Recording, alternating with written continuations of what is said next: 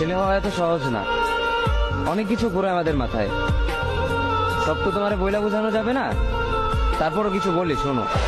আমরা ছেলেরা বউর সামনে মার সাথে ভালো করে কথা বললে মারা চলে থাকা সন্তান, আবার মার সামনে বউর সাথে ভালো করে কথা বললে বউর গোলাম।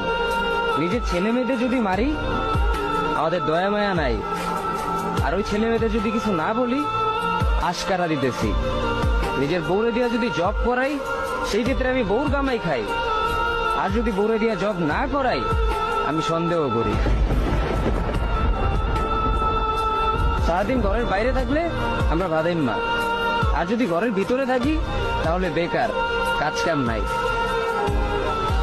আর এই তোমাদের মেয়েদের গায়ে যদি আমরা ভুলেও টাচ করি না আমরা নির্যাতক, আর যদি তোমরা মেয়েরা আমাদের গায়ে হাত তুলো আমরা কাপুরুষ। আর একটা ছেলে কি বা করে পুরা লাইফে নিজের জন্য?